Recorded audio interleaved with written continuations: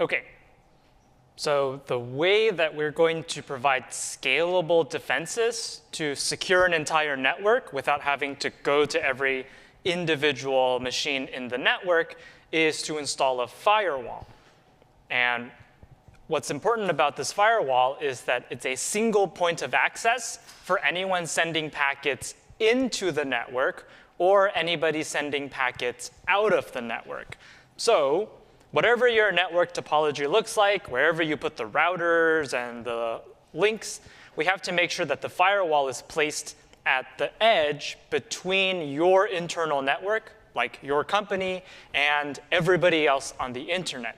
In other words, all of the packets coming from somebody inside your company to somebody outside the company should pass through your firewall at some point. And likewise, any packet from outside of your company that has a destination that's inside your company should also pass through your firewall. So thinking back to all those security principles, this one's related to ensuring complete mediation. Remember that car that drove around the gate? We don't want that to happen here. All of the access in and out of the network should go through this central firewall.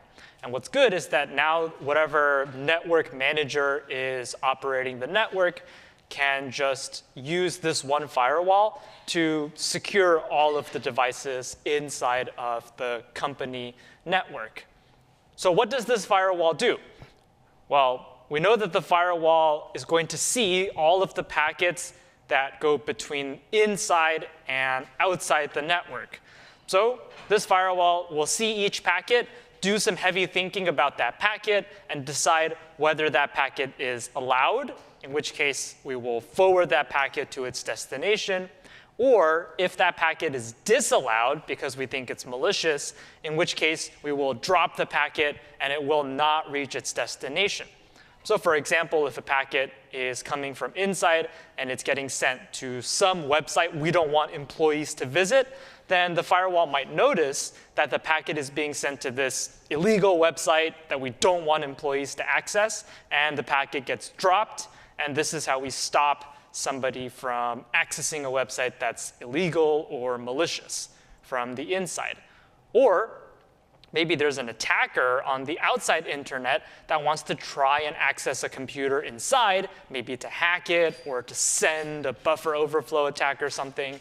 So maybe the firewall notices that the packet is coming from an attacker or that it has some malicious buffer overflow, and it drops that packet.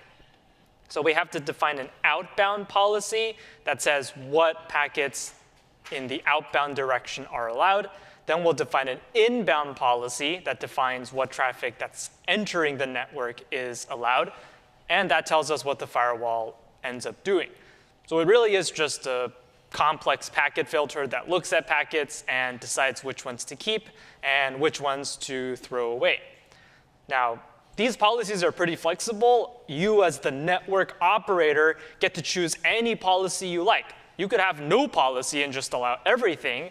You could have a policy that disallows almost everything. That's your choice, and it's based on the threat model that you're thinking about. So if you think that certain hosts are malicious, that's something you can build into your policy, but it depends on your model of who the attackers are. One common model that people use, but not the only one, is to assume that everybody inside the network is trusted. They're employees. We've checked that they're not malicious. And everyone outside we will automatically assume is not trustworthy because we don't know who they are. They're not our employees. So that could be one threat model where you say people outside are by default not trustworthy unless I know something about them, and people inside will default to being trustworthy. But that doesn't have to be your only assumption. You, as the firewall, can make those choices.